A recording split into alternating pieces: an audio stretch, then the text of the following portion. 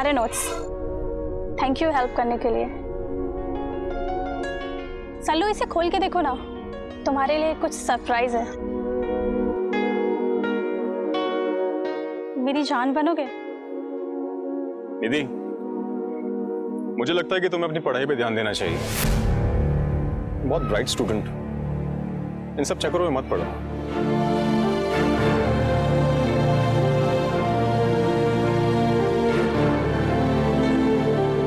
हे, क्या हुआ? तुम्हारी भी दाल नहीं गली ना? वो कॉलेज का सबसे हैंडसम हंक है। कितनी लड़कियां उस पर मरती हैं, कितने ने तो अपनी नसें काट ली, लेकिन उसको कोई फर्क नहीं पड़ता। पता नहीं कौन उसके दिल में बसता है। कसम से एक भी इंसान नहीं रुका उस मुशायरे के बाद। अबे इतना भी क्या सस्कल उठपुट हो रहे हो तुम लोग? क्या हो गया? इसी से पूछ लो। बे कुछ नहीं, तुझे याद है ना वो फूल मोहम्मद वाला किस्सा? आया तो है, लेकिन साले तूने क्या उसके पोस्टर लगवाने पूरे शहर में? भाई ऐसी बात नहीं है यार, ये सब बात छोड़। मैंने कुछ लाइनें लिखी हैं, सुनाओ तुम दोनों को। इरशाद इरशाद। तेरी आंखों की गहराइयों में डूब जाना चाहता हूँ, तेरी आंखों की गहराइयों में डूब जाना चाहता हूँ, मैं तेरे साथ कहीं दूर जाना चाहता हूँ। अब कह भी दो कि तुम करती हो मेरा इंतजार, अब कह भी दो कि तुम करती हो मेरा इंतजार, मैं हर रोज तुम्हारे दरवाजे से गुजरना चाहता हूँ। नो ना, मैं तुम्हारे साथ कहीं दूर जाना चाहता हूँ। क्या बात है यार, क्या लाइंस लिखी है? उसे किसको ध्यान में रखकर ये लाइंस लिखी है? यार हमेशा तुम्हारे बारे में तो सोच के लिखता हूँ। झूठ मत बोलो, तुम्हारा मजाकिया नेचर ना हमें अच्छे से पता है। हमने पूछा तो हमारा नाम ले लिया, अगर सल्लू ने पूछा होता तो उसका नाम ले लेते तुम। अरे तुम मेरी हर बात मजाक में क्यों लेती हो? मैंने तुम्हें सोच के लिखा, ट्रस्ट मी। हो गया तुम्हारा?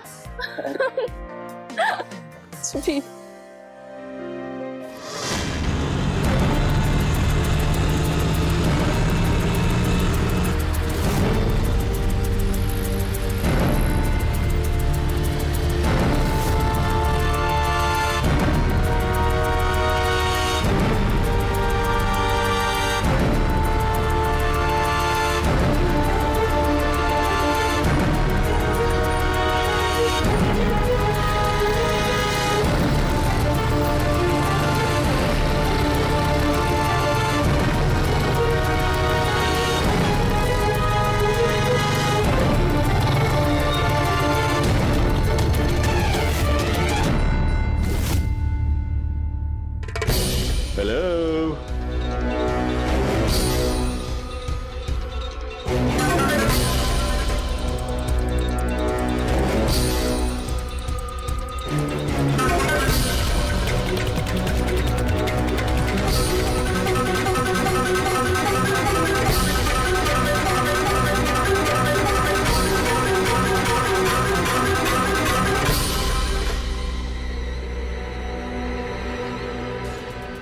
तेरी आंखों की गहराइयों में डूब जाना चाहता हूँ। सुनो ना, मैं तुम्हारे साथ बहुत दूर जाना चाहता हूँ।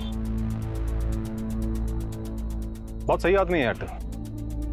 क्या क्या इमोशन है तेरे अंदर, लेकिन तू उसको सही में चाहने लगा है क्या? बहुत। यार ये बता, तूने रास्ता क्यों रोका अचानक? तूने जो कहा वो सच है क्या? यार आई एम सीरियस, मैं वाकई में उससे बहुत ज्यादा प्यार करता हूँ और मैं तुझे बताने वाला था भाई। ये यार तू तो छुपा रुस्तम निकला तू तो। अरे नहीं भाई, मैं तुझे बताने ही वाला था यार। हाँ पर बताने वाला था, लेकिन बताया तो नहीं ना। बताया तो नहीं तूने। मेरी जान को मुझसे छुड़ाएगा तू?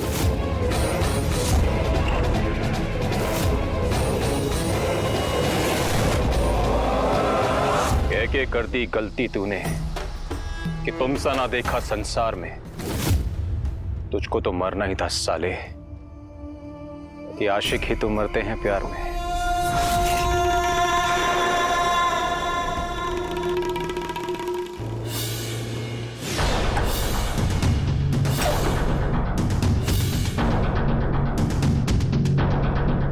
पाठक जी, आसपास देखिए कहीं कोई निशान या फिर सबूत हाथ लगे तो।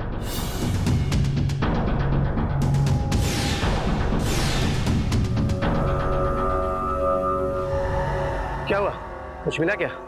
नहीं सर। ठीक है, यहाँ कोई आसपास दिख भी नहीं रहा जिससे हम पूछताछ कर सके। एक काम कीजिए, आप बॉडी को पोस्टमार्टम के लिए भेजने की तैयारी कीजिए, देखते हैं हम।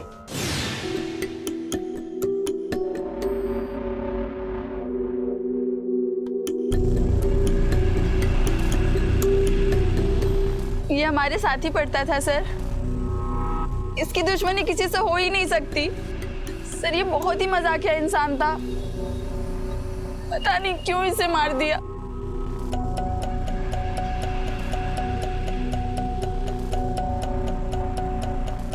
अर्शु, संभालो अपने आप को। सुमित के जाने का दुख मुझे भी है। अगर सुमित के जाने के बाद हम इस तरह से टूट गए तो कैसे चलेगा? अभी हम दोनों को एक दूसरे का सहारा बनना पड़ेगा अर्शु, नहीं तो हम इससे कभी उबर नहीं पाएंगे।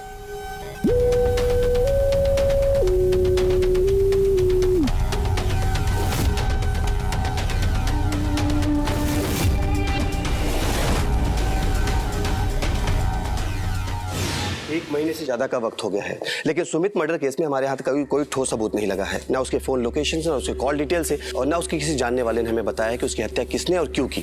हमें कुछ करना हो। सर, उस कमीने ने मेरी बेटी अर्चना को किडनैप कर लिया है। किसने किडनैप किया आपकी बेटी को? सलमान ने। वो बहुत ही कमीना इंसान है सर। लेकिन वो आपकी बेटी को किडनैप क्यों करेगा? सर, उससे जबरदस्ती शादी करने के लिए। सही से बताइए आप हमें, उसने किडनैप किया है या फिर वो दोनों साथ में भाग गए हैं? सर, आप ये कैसी बात कर रहे हैं? मेरी बेटी अर्चना ऐसी नहीं है। उस कमीने ने उसका किडनैप किया है। प्लीज सर, आप जल्द से जल्द मेरी बेटी को ढूंढ लीजिए। आप परेशान मत होइए, हम कुछ करते हैं। आप जाके रिपोर्ट लिखवा दीजिए। चाहिए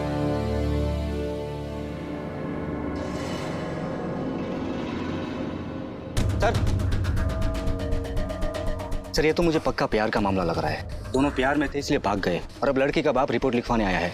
अभी प्यार का मामला हो या फिर किडनैपिंग का, मामले तो दोनों ही गंभीर हैं। वो कैसे सर? तुम्हें सुमित की कॉल रिकॉर्ड्स तो याद होगी। उसके हिसाब से वो सबसे ज्यादा बातें अर्चना से करता था, और हमें उसके लोगों ने भी यही बताया था। इनफैक्ट अर्चना ने हमें खुद बताया था कि वो सुमित बहुत अच्छे फ्रेंड थे, लेकिन तब सलमान उतना अच्छा दोस्त नहीं था। फिर अचानक से 1 महीने बाद दोनों साथ में भाग गए।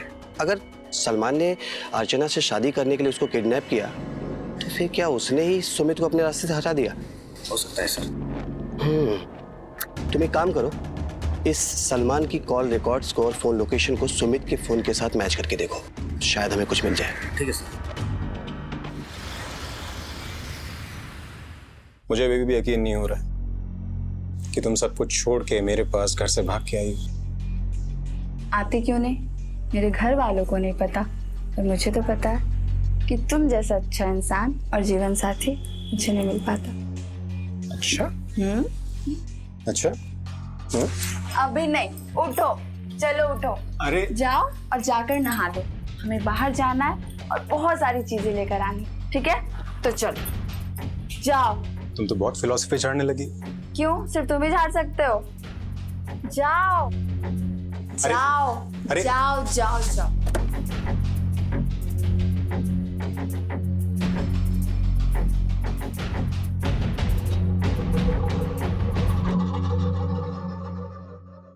झुंझुनू के सुमित गुप्ता केस में एक नए और अहम अभियुक्त का पता चला है। उस अभियुक्त का नाम सलमान कुरैशी है। पुलिस के शक की वजह उसका मोबाइल लोकेशन है। उसका मोबाइल लोकेशन उसी एरिया में पाया गया जहां पे सुमित की हत्या हुई और उसकी लाश मिली। पुलिस को उस पर शक तब हुआ जब सुमित और सलमान दोनों की कॉमन फ्रेंड अर्चना को वो लेकर भाग गया, और इस नतीजे पर पुलिस पहुंची कि ये एक हत्या का केस है। ये एक लव ट्रायंगल है।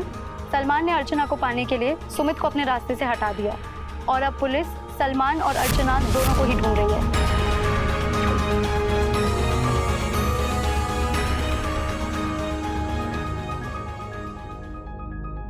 क्यों मारा सुमित को?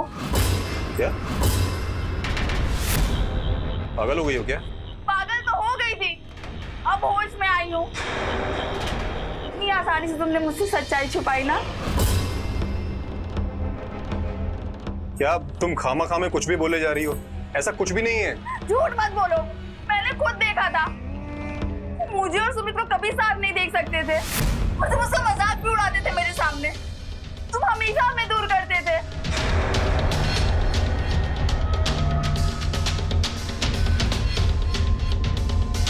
हाँ, मैंने मारा सुमित को।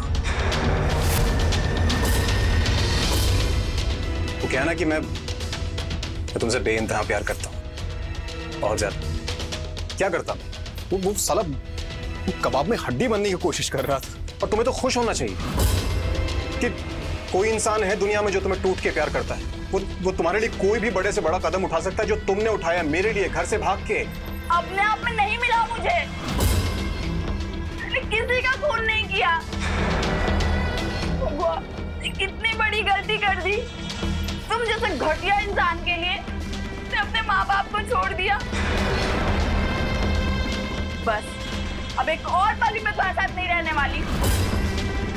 जा रही हूँ मैं अपने घर वापस।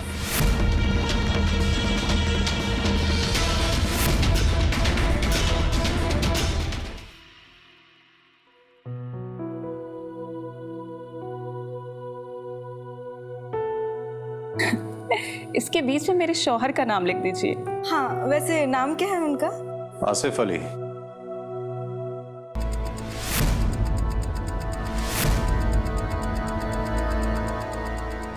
अरे आज आप बहुत जल्दी आ गए।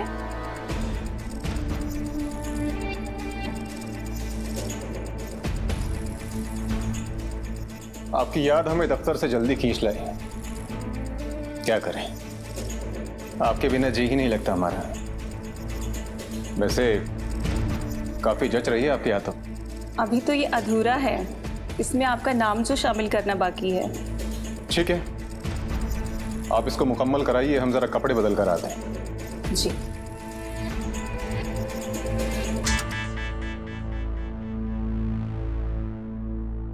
अरे हाँ भाईजान, हम पहुंचा देंगे आपको, लेकिन आपके जो ड्यूज हैं वो क्लियर करा दीजिए पहले।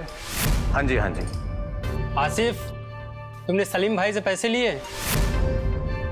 हाँ, हमने लिए थे। तो मुझे इत्तला क्यों नहीं किए? और हमारा पैसा हमें क्यों नहीं दिए?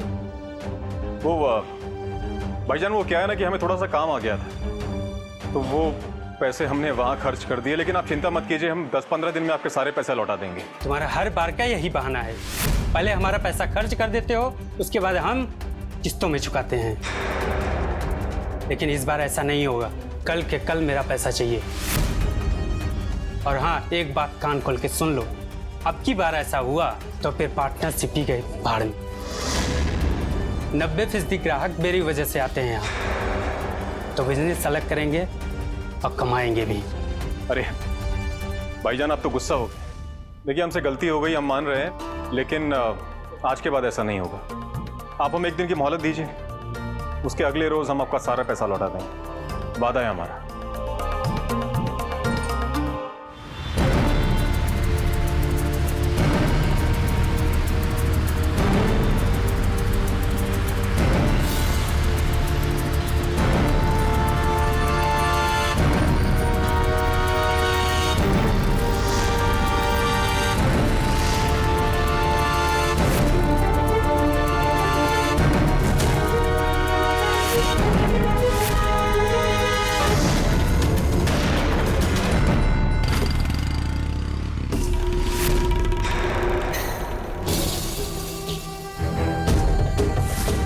मोहब्बत होता तो बख्श देते, तुम्हें उनसे मिलाने का रास्ता साफ करते, लेकिन तुम्हें तो गुरूर अपनी शोहरत का है, और गुरूर शोहरत हम कभी माफ नहीं करते।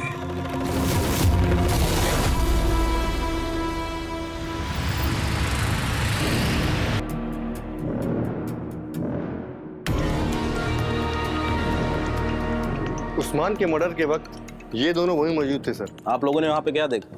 मोटरसाइकिल पे 2 लोग थे, उन्होंने उस आदमी को दोनों तरफ से ब्लॉक किया और उस पर गोली चला दी। उनका चेहरा देखा? नहीं सर, उन्होंने चेहरा गमछे से ढका हुआ था और दूर से गाड़ी का नंबर भी नहीं देख पाया। ठीक है, तुम लोग जाओ। कुछ अति आत्मविश्वासी लोगों को यही लगता है कि दुनिया में ऐसा कुछ भी नहीं है जिसे वो हासिल नहीं कर सकते। ऐसे लोग दुनिया को बार बार चुनौती देने में ये सोचकर कभी नहीं कतराते, क्योंकि उन्हें यही लगता है कि हर मुश्किल से निपटने की कला उनके पास है, और यही सोच और यही अति आत्मविश्वास उन्हें अपराधी बना देती है। नमस्कार, मैं हूं सुधा चंद्रन और आप देख रहे हैं क्राइम अलर्ट। सलमान भी इस तरह के स्वभाव का एक आदमी था और अपनी मंजिल को पाने के लिए हत्या जैसे बड़े कदम उठाते वक्त उसने एक बार भी हिचकिचाहट नहीं दिखाई, क्योंकि उसे यही लगता था कि हर मुसीबत से निपटने की कला उसके पास है और वो कभी पकड़ा नहीं जाएगा। सबसे पहले उसने सुमित और अर्चना का खून किया और फिर एक बहरूपिया बनकर अपना नाम और चेहरा बदलने के बाद उस्मान का। क्या उसके ये अपराध यही रुक जाएंगे? क्या पुलिस को कभी इसके बहरूपिये और अपराधों का पता नहीं चल पाएगा? आइए देखते हैं। आप ही उस्मान जी की वाइफ हैं? जी, आप प्लीज बैठिए ना। पता नहीं खुदा ने उनको हमसे क्यों छीन लिया। देखिए रूही जी, उनको खुदा ने नहीं अलग किया है, उनको उन्हीं के किसी दुश्मन ने मारा है। अब आप हमें ये बताइए कि उनका किसी झगड़ा या किसी से दुश्मनी हो जिसकी वजह से उनकी जान जा सकती है? दुश्मनों का तो हमें नहीं पता, लेकिन हाँ, हमारे शौहर का झगड़ा बहुत होता था। पैसे की लेन देन थी उनकी। बहुत गुस्से वाले थे वो। कभी कभी तो गुस्सा आपे से ऊपर हो जाता था। अभी 2 दिन पहले ही उनके बिजनेस पार्टनर आसिफ भाई से उनका झगड़ा हुआ। कुछ पैसे को लेकर बात हुई थी। आसिफ भाई ने उनके कुछ पैसे खर्च कर दिए थे, और अब ये कौन जान सकता था कि उस पैसे की वजह से उनकी जान चली जाएगी। कितने पैसे थे उनके? 7 लाख रुपए। 7 लाख रुपए। तो क्या उन्होंने वो पैसे आपको वापस किए, आपके शौहर को? जी, अब तक तो नहीं। उन्होंने कुछ मोहलत मांगी थी मुझसे। ठीक है, हम देखते हैं, चलते हैं।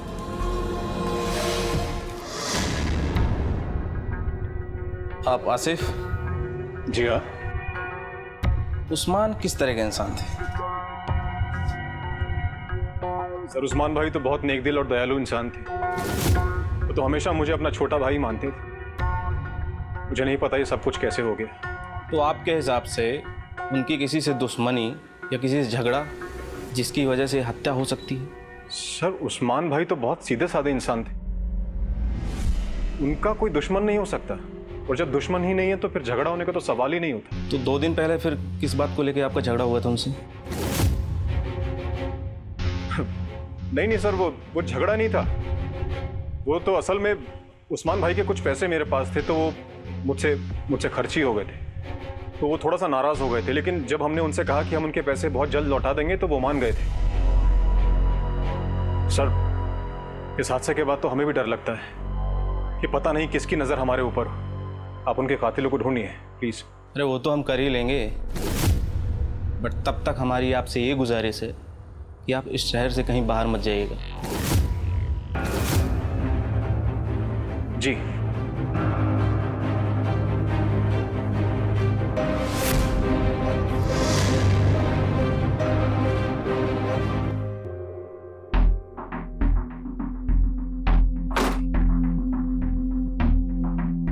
सर, मेरे पति को ढूंढ लीजिए सर, वो कल रात से दफ्तर से घर नहीं आए हैं और उनका फोन भी नहीं लग रहा है। आप टेंशन मत लीजिए, आपके पति मिल जाएंगे। वैसे आपके पति का नाम क्या था? सर, आसिफ अली। आसिफ अली? वही ना जो उस्मान का बिजनेस पार्टनर है? जी वही सर। आसिफ अली। सर, मैं आपसे हाथ जोड़ती हूँ, प्लीज मेरे शौहर को ढूंढ लीजिए। आप चिंता मत करिए, आप घर जाइए, हम आपके पति को ढूंढ लेंगे। अब ये आसिफ अली कहाँ गायब हो गया? कहीं इसके साथ भी तो कुछ उल्टा पुल्टा नहीं हो गया? या तो ये काम करिए, इसकी फोटो हर जगह सर्कुलेट करा दीजिए और अपने इन्फॉर्मर्स को एक्टिव कर दीजिए। हमें इसे हर हाल में ढूंढना होगा।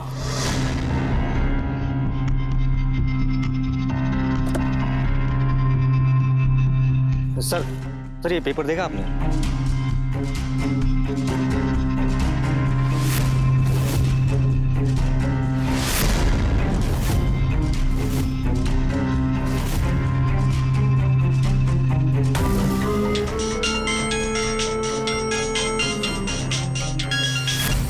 हेलो, मैं झुंझुनू राजस्थान से इंस्पेक्टर यादव बोल रहा हूँ। जी इंस्पेक्टर बोलिए। जी दरअसल हमने एक न्यूज़ देखी है आसिफ के बारे में। हमें आपको ये जानकारी देनी थी कि इस इंसान का नाम आशिफ नहीं बल्कि सलमान है, जो राजस्थान से पिछले 6 महीने से गायब है। इसके ऊपर एक इंसान के कत्ल का और एक लड़की को गायब करने का संगीन आरोप है। अच्छा जी, शुक्रिया जानकारी शेयर करने के लिए। हम इसे जल्द से जल्द ढूंढ निकालेंगे। हम तो इसे निर्दोष समझ रहे थे, ये तो बहरूपिया निकला सर।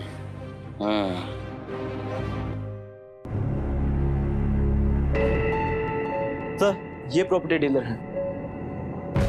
ठीक है, तुम जाओ, बैठो। आसिफ अली के बारे में जो भी जानते हैं बताइए। आसिफ ने अपना सब कुछ बेच दिया। उसने बोला कि उसे यहाँ जान का खतरा महसूस होने लगा। हमको ये सब कुछ आधे दाम पर मिल रहा था, तो हमने ऑन द स्पॉट उसको सारा पेमेंट कर दिया। ठीक है, आप जाइए। हमें इस बहरूपियों को जल्द से जल्द पकड़ना पड़ेगा, इससे पहले कि ये किसी और शहर में जाकर अपना हुलिया बदल कर कोई बड़ा क्राइम करे।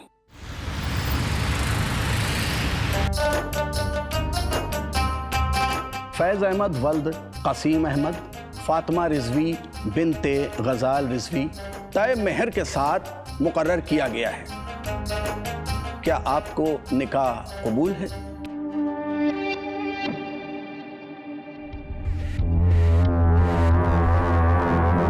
कबूल है। अल्लाहुम्मा सल्ली अला मुहम्मदिन व आले मुहम्मद व अज्जिल फरजहू। दुल्हन ने हाँ कह दी।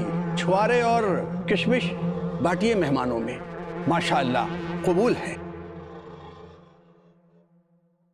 वैसे बाजी कितनी फिल्मी स्टोरी है ना। मतलब एक हैंडसम सा बंदा हमारे घर पे किराएदार बन के आया और फिर आपको उससे प्यार हो गया और फिर देखो निकाह भी। कितनी अच्छी बात है ना। वैसे जीजू ने आपको गिफ्ट क्या दिया? जब तेरा निकाह होगा तो तुझे खुद पता चल जाएगा। ठीक है। फातिमा, एक कप चाय पिलाओगी प्लीज? जी बिल्कुल। हाँ मेरे लिए भी। हाँ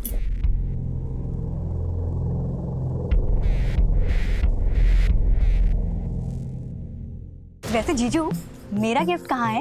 आपके सामने। मतलब हम मांगे, क्या मांगना है आपको? आप जो भी मांगेंगे हम आपको लाके देंगे। सच्ची? मतलब जो मैं मांगूंगी आप वो दोगे? एक बार मांग के तो देखिए। ठीक है, तो मुझे ना एक गोल्ड की चेन चाहिए जिसमें वो डायमंड का लॉकेट लगाओ। बस ठीक है, तो आप हमें बता दीजिए आपको कब चाहिए, हम आपको लाके दे देंगे। तो आप ना मुझे आज ही लाके दे दो, पर जीजू बाजी और अम्मी को मत बताना।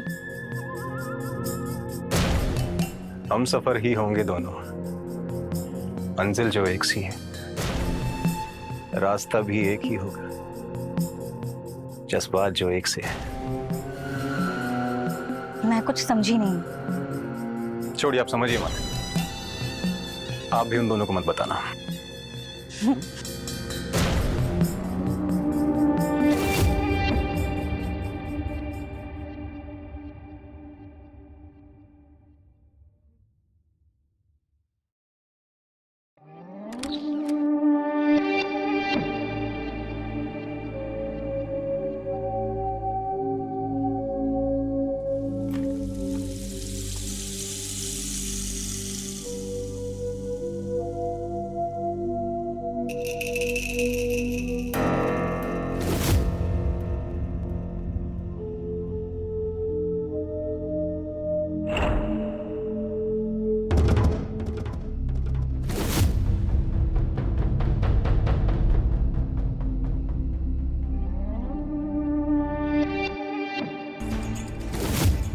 जीजू आप ये क्या कर रहे हैं? कुछ नहीं, मैं सिर्फ तुम्हें देखने के लिए आया था। और कितना बेशकीमती और कितना खूबसूरत लग रहा है तुम्हारे ऊपर। और भी नेकलेस में तुम्हें लाके दे सकता हूँ। तुम्हारे सारे जेवर हीरो में जड़े होंगे, लेकिन उसके लिए तुम्हें मेरी बेगम बनना पड़ेगा।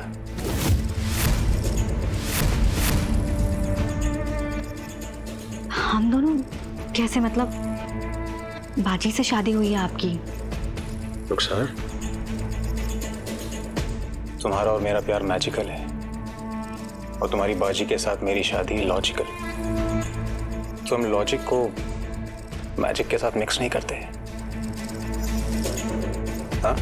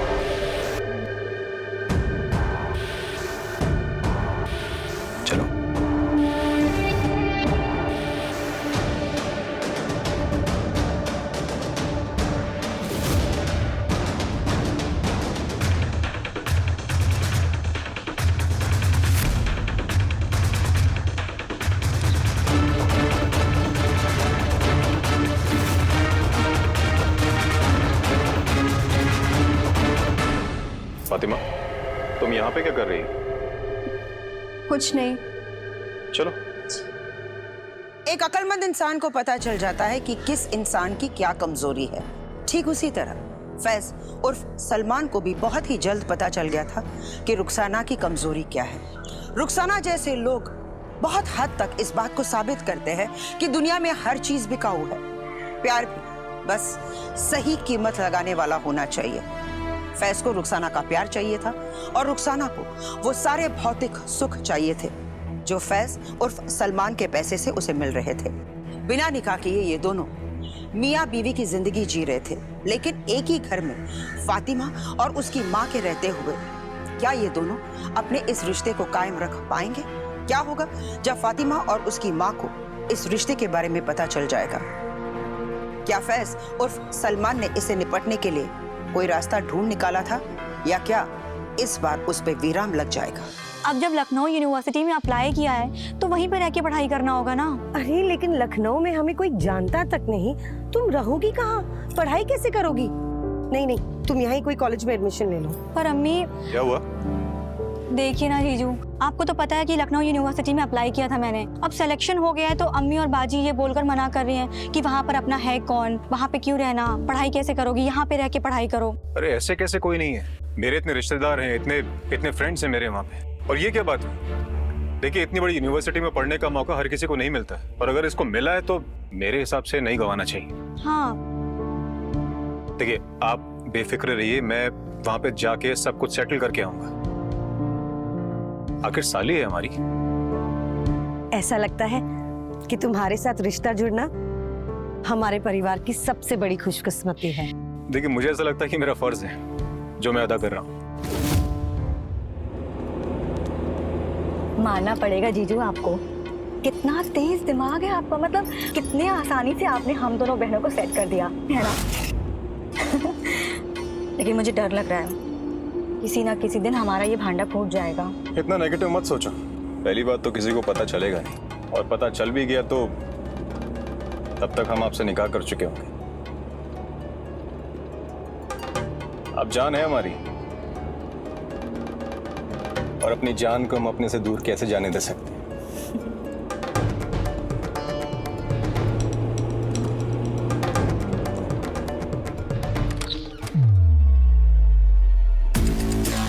इतना बड़ा घर, इतना बड़ा बेडरूम, ये सब मेरे रहने के लिए। वाह जीजू, तुम बहुत सुंदर है। पता है क्या, मैं ना कभी अफोर्ड ही नहीं कर सकती थी। Thank you so much. तुम्हें पता है, अब मैं तुम्हारी लाइफ में आ गया हूं ना, तो इस दुनिया में ऐसी कोई चीज नहीं है जो तुम अफोर्ड नहीं कर पाओगी। Thank you so much.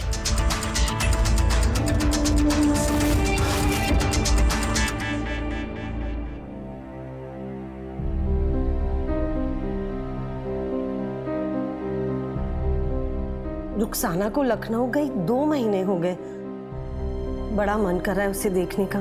ठीक है अम्मी, इस बार जब फैज आ जाएंगे तो आप उनके साथ हो आना। नहीं नहीं, वो तो हमेशा अपने काम में मशरूफ रहता है, पता नहीं कितना इंतजार करना पड़ेगा। और खामखा उन्हें परेशान क्यों करना, मैं अकेली नहीं जा सकती क्या? मैं ना खुद चली जाऊंगी और 4-5 दिनों में वापस भी आ जाऊंगी, ठीक है? अम्मी आप अकेली कैसे जाएंगी? अरे चली जाऊंगी।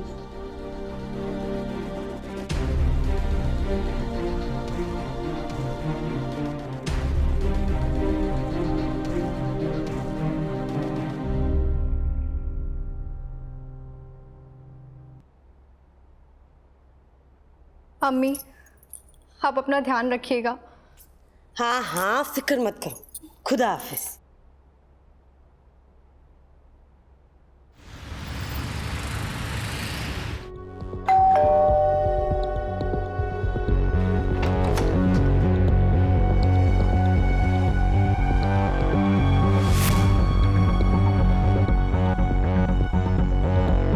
अम्मी आप यहाँ? हाँ तो नहीं वो तो ये सब छोड़, ये कैसे कपड़े पहने रखे हैं? वो अम्मी आप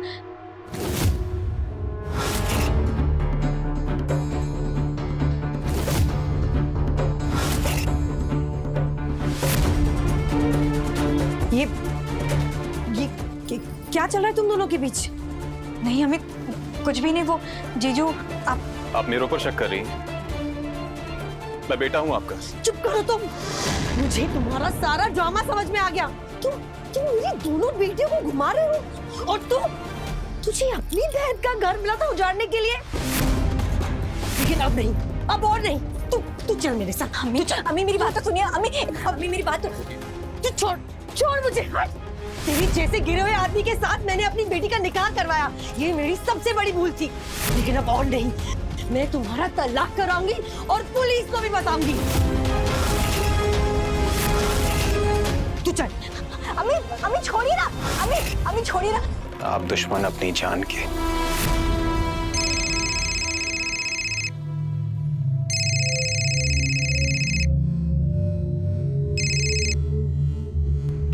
हेलो। अरे रुखसाना, फोन क्यों नहीं उठा रही हो? बाजी मैं बाथरूम में थी ना तो इसीलिए। अच्छा, अम्मी को फोन देना। वो अपना फोन ही नहीं उठा रही है, कुछ पूछना था उनसे। अम्मी यहाँ पर नहीं है बाजी। अम्मी नहीं आई। तो तुमसे ही मिलने गई है ना? नहीं बाजी, अम्मी यहाँ पर नहीं आई हैं। आई नहीं? अरे वो तो पहुँच भी गई होंगी। अगर अम्मी यहाँ पर होती ना तो मैं आपसे बात करवा देती।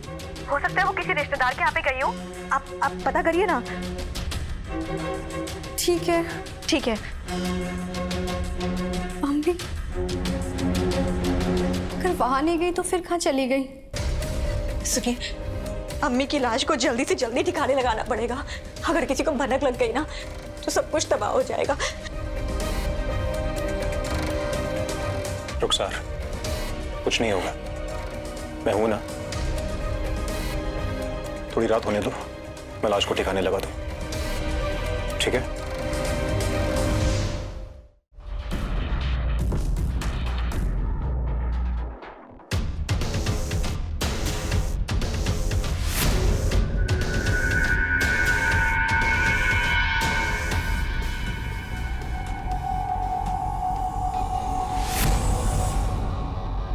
बॉडी पर जेवर हैं। इसका मतलब है कि मामला लूट का नहीं लगता है। एक काम करो सिंह, इसकी बॉडी को पोस्टमार्टम के लिए भेज दो और आसपास के एरिया में इसकी फ़ोटो सर्कुलेट करो। और हाँ, आसपास के एरिया में देखो कोई सीसीटीवी कैमरा है क्या, शायद हमें कोई सुराग मिल जाए। जी मैडम जी।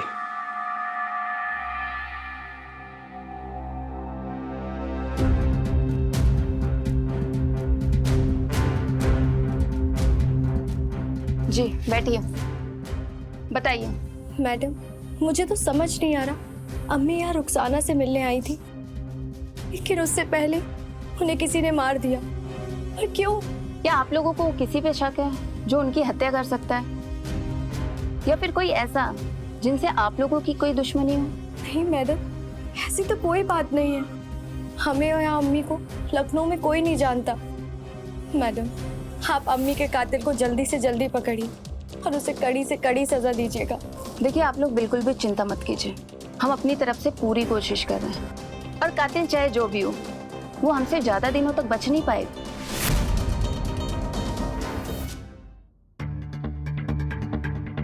मैडम, जहाँ में उस औरत की लाश मिली थी वहीं पास की दुकान के सीसीटीवी कैमरा में हमें कुछ मिला है।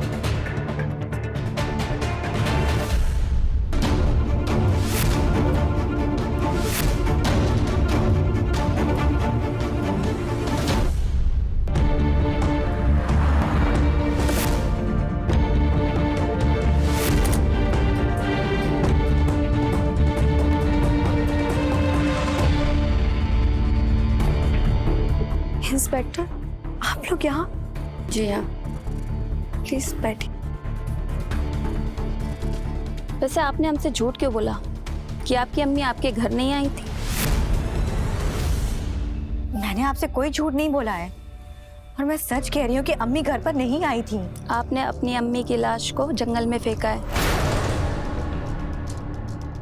रुखसाना ऐसा नहीं कर सकती। ये आप किस जंगल की बात कर रही हैं मुझे नहीं पता है, और मैं अपनी अम्मी को क्यों मारूंगी? सच बता दीजिए कि आपने अपनी अम्मी को क्यों मारा। सीसीटीवी फुटेज में साफ साफ दिखाई दे रहा है तुम और एक आदमी दोनों मिलकर अपनी अम्मी की लाश को ठिकाने लगा रहे थे। अब झूठ मत बोलना वरना पुलिस चौकी लेकर चलूंगी। पर तुम्हारा क्या हाल होगा ना तुम सोच भी नहीं सकती। बोलो।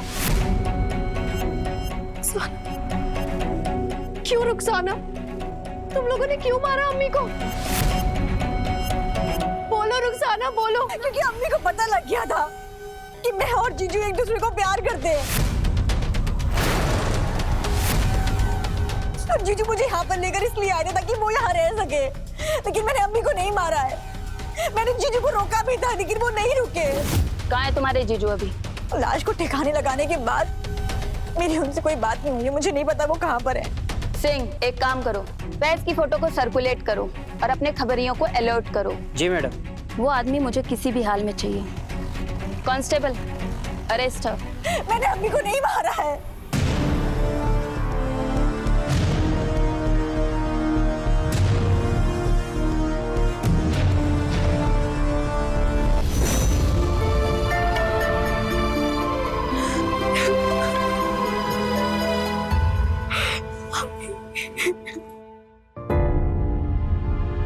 सब पे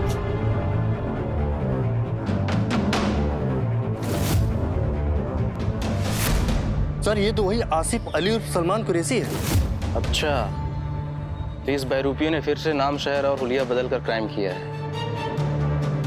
ये सूचना हमें तुरंत संबंधित थाने में देनी होगी।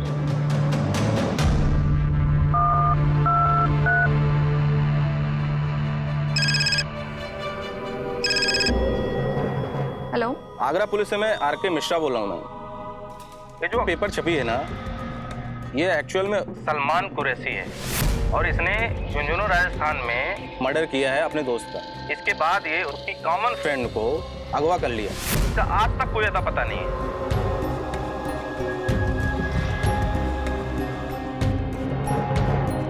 शुक्रिया, आपकी ये जानकारी हमारे लिए काफी अहम है। जय हिंद। सिंह, अगर ये एक बहरूपिया है तो अपना शहर और अपनी शक्ल बदलने की पूरी कोशिश करेगा, या हो सकता है कि वो कर चुका हो। हमें उसको उसके प्लान के पहले ही पकड़ना होगा। एक काम करो, सर्च ऑपरेशन तेज करो। जी मैडम।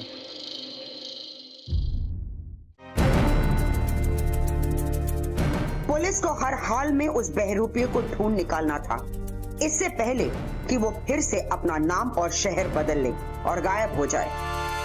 पुलिस के दिन रात की मेहनत काम आई और जल्द ही उनके पास उस बहरूपिये के नए रूप वाली तस्वीर आई। यस, जी हाँ, बिल्कुल। मैडम, खबरी के हिसाब से ये किशोर सिंह बन चुका है और जोधपुर के साहिन कॉलोनी में रह रहा है। एक काम कीजिए, वहाँ के लोकल थाने को इन्फॉर्म कीजिए। चलिए जोधपुर चलने की तैयारी करते हैं। जी मैडम।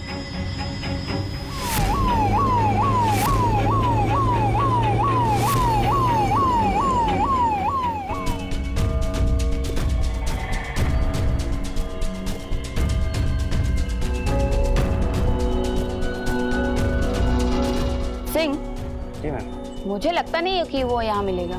मुझे भी लगता है। एक काम करें, कल दिन में आते हैं। ओके ठीक है। चलो।